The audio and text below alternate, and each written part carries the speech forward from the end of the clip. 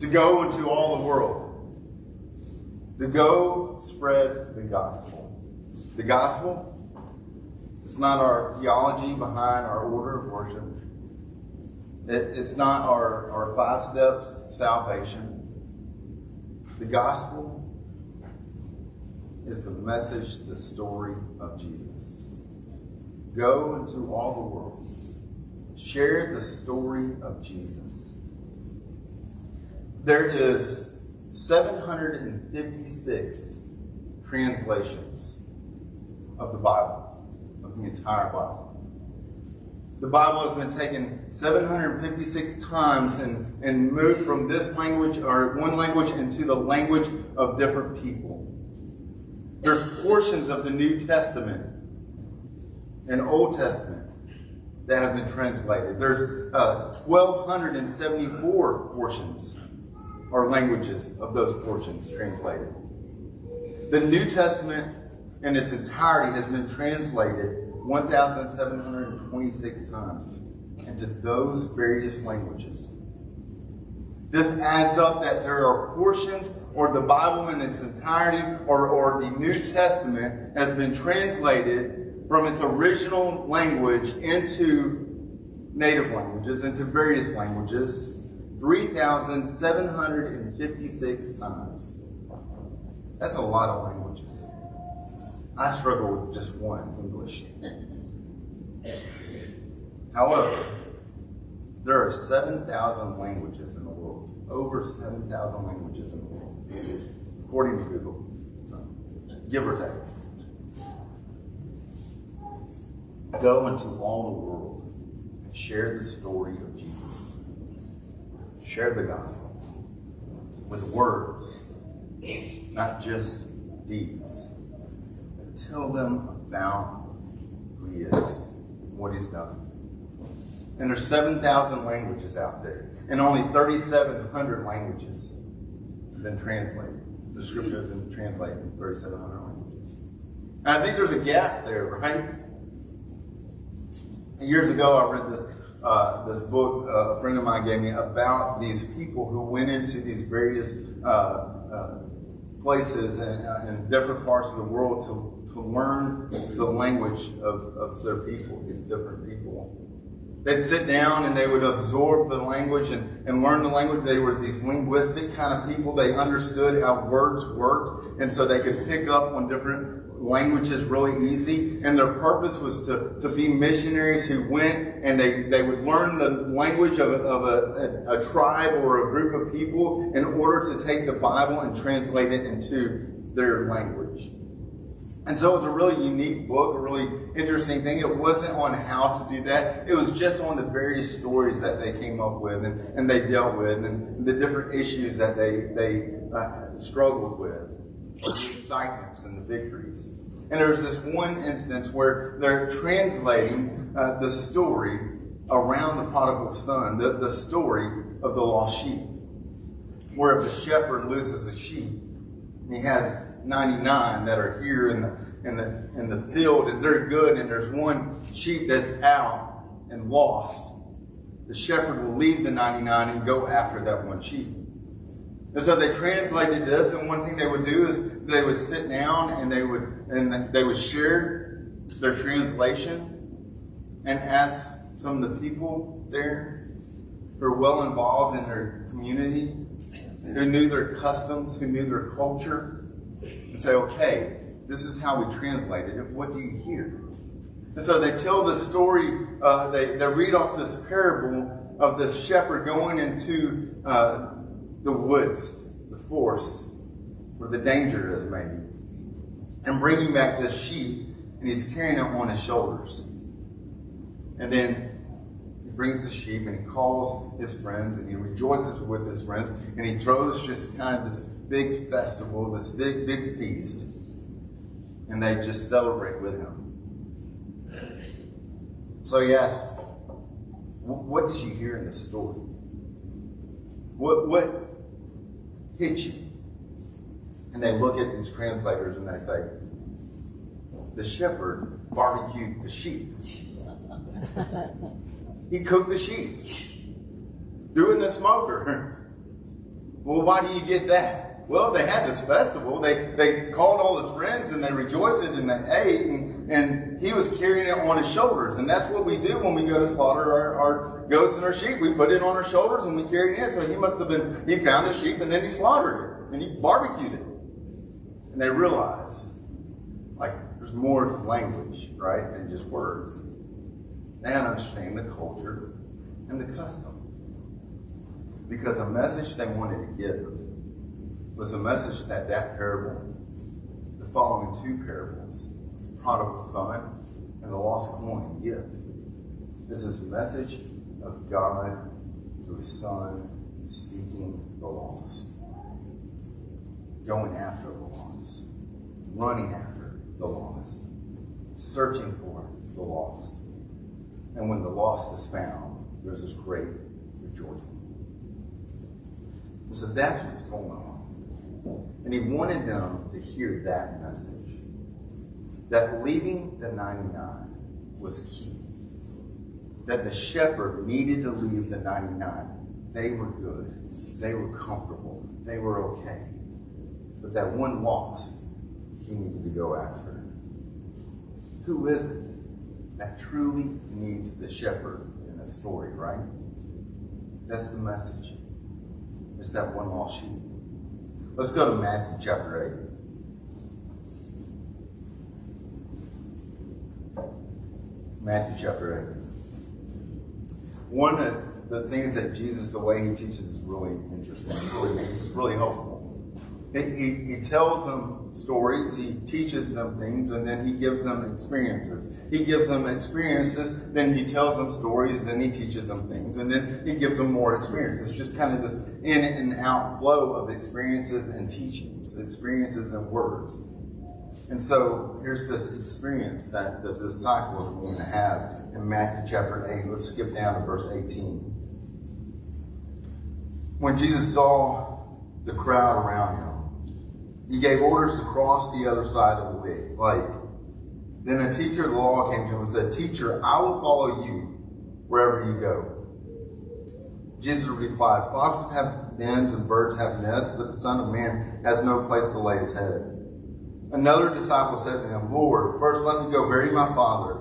But Jesus told him, "Follow me and let the dead bury the dead." So right off the bat here in this passage, it's kind of confusing. It's a little, I don't really fully get just first glance this idea of let the dead bury the dead and what's going on there. There's some historical things that are taking place, some culture things that are taking place that I just don't really get when I'm just reading this in my own setting. But overall, the gist of what's taking place so far is these two individuals that talk about following him, and he's kind of given these pretty different extremes, and he says foxes, they have holes and dens, and birds have nests, but the Son of Man, he's got no place to lay his head. In other words, there's a cost to following Jesus. He tells these disciples, these people who say, "I want to follow you," he says, there's a cost. And then look what happens with his disciples. Verse 23, then he got into the boat, and his disciples followed him. Suddenly a furious storm came up on the lake so that the waves swept over the boat. But Jesus was sleeping. That's interesting. Just a side note that caught my attention. There's no place for the Son of Man to lay his head, but here he's laying his head, right? But it's in a boat with waves going on.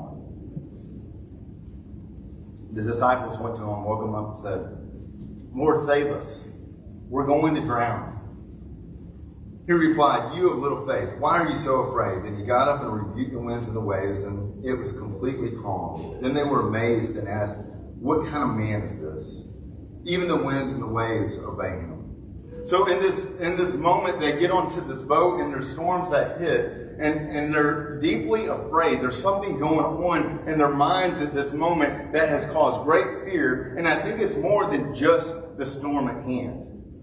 Because several of them are fishermen. This is not their first storm to be on the waters in. Like, where they sit, storms would pop up on this water, on the sea, all the time, out of the blue. And so this isn't a unique setting for some of them, at least. But for some reason, They are more afraid than they've been before. I don't know about you, but if I'm thinking about where I'm going and what's next, and I have some angst or some fear or some anxiety about that, it takes my trip getting there to have a little bit more angst, a little bit more anxiety, a little bit more fear when I'm headed there. Like everything else in me is kind of built up because of what I'm about to go do, so what I'm doing in that moment is also built up. I don't know if that's just me, or some of you have experienced that too as well. Where you know where you're headed, it's kind of uncomfortable, uncertain. And so the whole time you're headed to that place, everything else becomes uncomfortable and uncertain.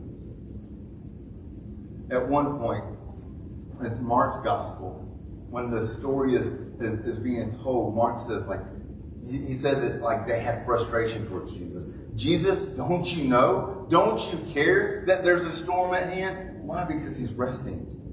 In the middle of the storm, he's pretty comfortable. He's got no angst. He's got no anxiety. He's stable. But for them, they're really uncomfortable. And I think it also has to do with where they're headed. Let's look next, verse 28. When he arrived at the other side, this is key. In the region of Gadarenes, this Gentile land, when he arrived over on the other side to this Gentile land, 2 demon-possessed men coming from the tombs met him. They were so violent that no one could pass that way. What do you want with us, Son of God? They shouted. Have you come here to torture us before the appointed time? Some distance from them, a large herd of pigs was feeding. The demons begged Jesus, if you drive us out, send us into the herd of pigs. He said to them, go. So they came out and went into the pigs, and the whole herd rushed down a steep bank into the lake and died in the water. Those tending the pigs ran off, went into the town, and reported all this, including what had happened to the demon-possessed men. Then the whole town went out to meet Jesus, and when they saw him, they pleaded with him to leave their region. Where's Jesus taking them when they're in this boat and this storm hits? To the other side. To a Gentile place. A place where they've been told, you don't go. A place where they've been told, you stay away. A place where they've been told that they're different from you, they're not the same, so don't associate with them. But Jesus is taking them to the other side. And once they get there, to this other side place where the people are going to be different, who think different, act different, talk different, eat differently, they encounter some of the scariest ones, maybe. It's 2 who are demon-possessed, who are dealing with something going on that we don't fully understand or explain today, right? I was 18 years old, and I took a job working at Terrell State Hospital. It's a mental health hospital in Terrell, Texas. I worked on the intake ward, which meant the men's intake ward, which meant anybody and everybody would come into the ward that I worked at. Various reasons why they were needing that medical attention. Some were just dealing with some deep depressions and were needing to be assessed and needing some help in that. And some were dealing with some sleep and eating disorders and manic stuff that was just like disrupting their life tremendously. Some were dealing with some scarier stuff. There were some individuals that quite frankly, like as an 18-year-old kid that weighed 130 pounds, 35 pounds, which is what I weigh now, I was a little intimidated, a little scared. But there's this one individual that a lot of people stayed away from because he would cast spells. He would walk up to you and he would say different things and different words, and I don't even know if he had a language he was actually speaking, but he would cast these spells, and he would do it aggressively. He wouldn't ever touch you. He would just get up in your face and cast spells at you. And I wanted to stay away from him because I didn't know what was going to happen the next day of had his spell cast going. But one evening, he's sitting up and standing against this glass window, and he's looking out just by himself, kind of alienated. There's where the N and the L go. Alienated himself from everybody else. And so I walk up and ask him what he's doing. He said, man, I'm just looking out. And I'm looking at all the demons out there. And I look where he's looking, and there's glass, and then there's this outdoor kind of foyer area where the patients could go out. And then on the other side of it was more glass, and it was another intake ward, but it was a women's intake ward. So really, I was looking through this glass, and all I could see was a bunch of ladies walking around, and he's calling them demons. And I want to say, did you just have a bad breakup, you know? But that moment, this scripture came to my mind. Like, what is he dealing with? And he's scared. And I'm intimidated by it. And Jesus takes his disciples to the other side. This place that could be scary. A place that could cause anxiety, discomfort. A place they didn't fully understand. And the people he interacts with when he gets to the other side are people they wouldn't understand. People that might scare them, cause uncertainty.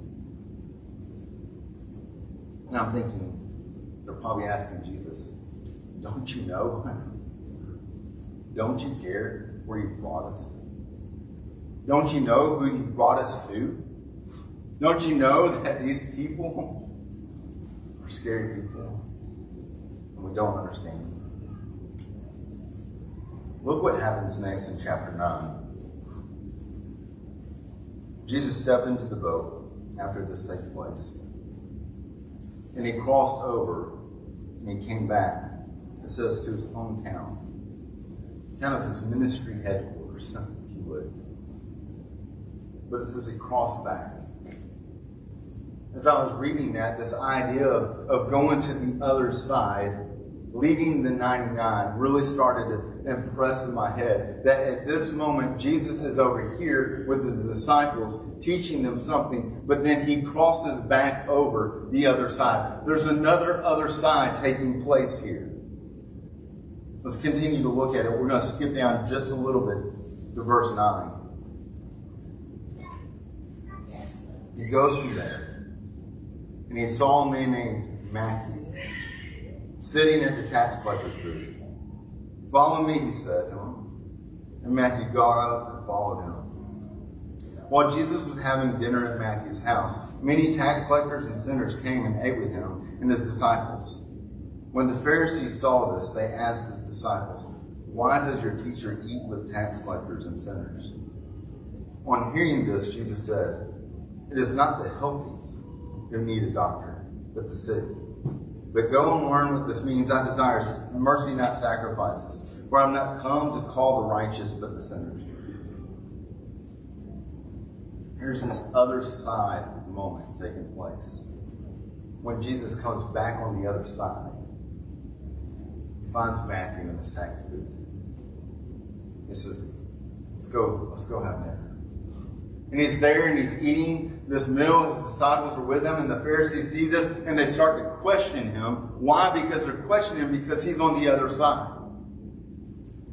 He's on the other side of the social structure there, the religious structure there. He's on the other side of the political structure there. He's on the other side. Even though he's in his hometown, he's still on the other side. Because it's who he's with in this moment. Matthew. And what's interesting to me about this is that he shares, Matthew, this writer who had this experience, shares that the disciples were with him. Now, I don't know if you've seen any of the Chosen episodes, but they do an incredible job kind of depicting the tension there with the tax collector and some of the other disciples. And there would be this tension there. But what I find most interesting about this is Matthew is the one who's the tax collector who's sitting at the table with Jesus and his disciples. And he, in this moment, does not depict the tension. He just lets it be known that Jesus and his disciples were there with him. And the people who had the tension was the Pharisees. Something stuck out to Matthew as he's sitting at the table, seeing Jesus at the table, but also seeing Jesus' disciples at the table. It was as if Matthew's letting you know that Jesus and the disciples are now very comfortable sitting at the other side of somebody's table. Does that resonate with you? Does that kind of make sense when I'm kind of stepping in there? That the disciples, something had changed. There was some transformation that took place in the crossing. In the moment when the waves were hitting them and the winds were strong and they were riled up inside, full of anxiety and fear and uncertainty, something had changed. And when they go to a place that's dramatically different than the way they grew up, the way they lived, what they believed, and they interact with some of the scariest people over there, there's a transformation that's taking place. So when they cross again to the other side, and they're sitting with somebody who's been on the other side of them, even in their own social structure, there's this peace and this calmness about it, this comfort. We struggle with that idea. We struggle with this. But it's needed. What Jesus says to him, he says, is it not the sick who need the doctor? Is it really the healthy that need a doctor? This is his response to the Pharisees. I can almost hear the echoes or the foreshadowing of this parable of the lost sheep. Is it not the lost sheep that needs the shepherd the most?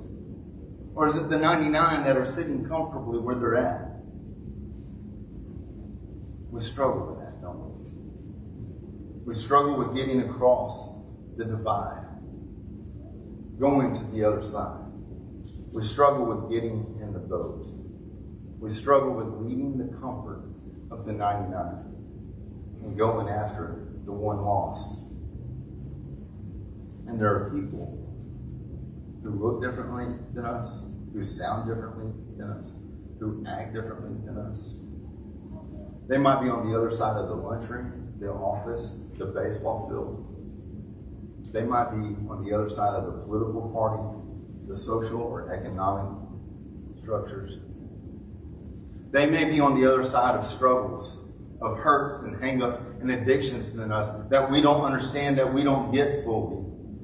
But we're still called to get in the boat, to be uncomfortable, to learn their ways, to understand who they are, so we can pick up their language and share with them the gospel.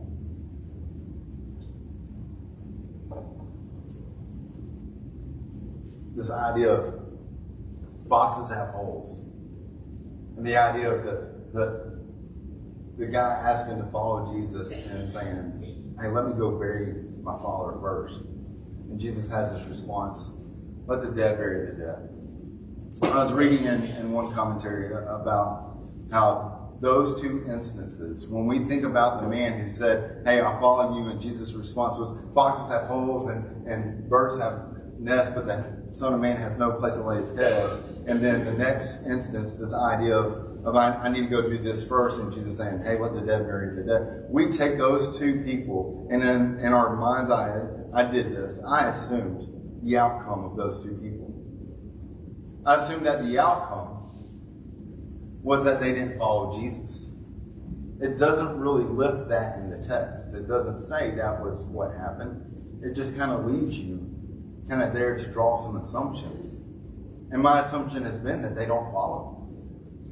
In the commentary, the writer said that might be more of a reflection of us than of what the scripture's saying.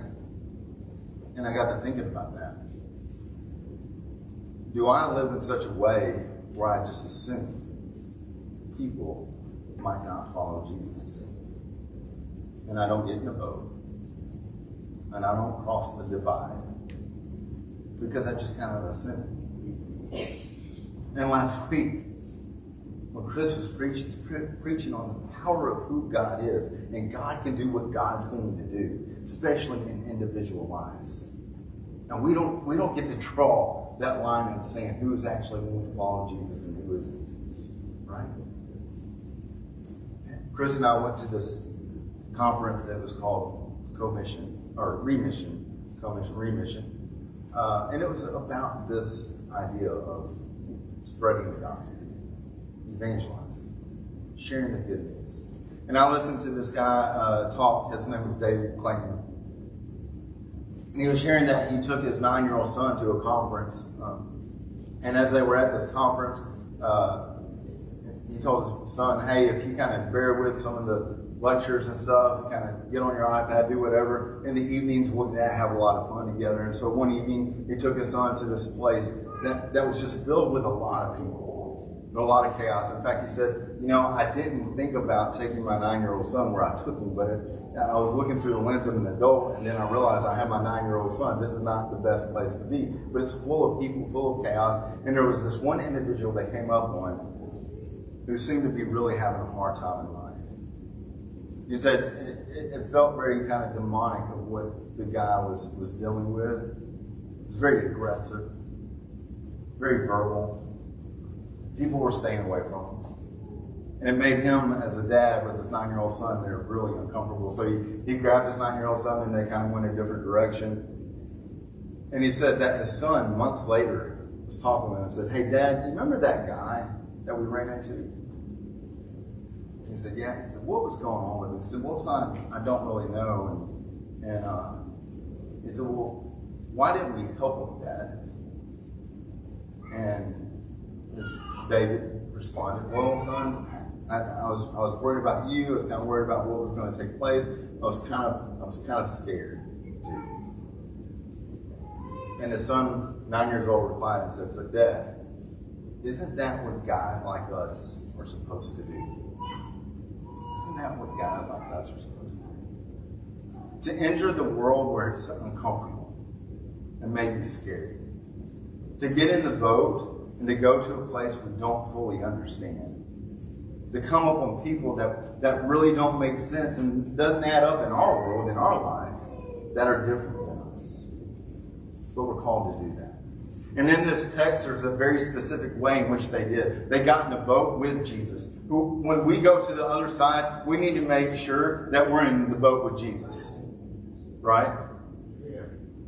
Not that Jesus is in our boat, but that we're in the boat with him. That we look around and he's there. And the other thing that I see in this crossing of the sea, of this great divide, was they were not just with Jesus, but they were with each other too. Jesus always sent his disciples out in groups and twos. So as we go on to the other side, as we share the gospel, we got to grab a couple of people with us and make those connections. And when we get there, and we make those connections, we really need to learn the language. They might be speaking English, but there's so much more to the culture and the customs. And if we're not careful, we might tell them the story in a way that they hear at the end, the sheep gets burned. And there's no hope for the sheep, right? Foxes have holes. The dead bury the dead. My assumption in that was based on my own issues, right? When I'm at this mental hospital, when I first started working there, there was an older gentleman who pulled me aside and he said, hey, you've got two things that you've been given when you walk in there, when you sign up to work here. One's your keys, and the other is your badge, your ID. He said, don't lose that ID. Don't lose that badge. He said, it's the only thing that separates you from everyone else in this room. I didn't know how deep that was in that moment. at 18 years old. But later on, it started hitting me what he was saying. It wasn't just that ID would identify me to other workers who didn't know me that I was a worker. But what he was saying was, any of the people that are dealing with any of the things, at any given moment, that could be me. That could have been me, or could be me. In other words, I've been the lost sheep. I've been the prodigal son. And the shepherd left the 99 to come get me. Am I sharing that with others? If you're struggling with knowing that today, we want to pray with you. If you're struggling with what that looks like for you to get in the boat and go to the other side, that's why we're here. We want to walk that road. If you have any need, you can come as we're singing or later on after our service is complete.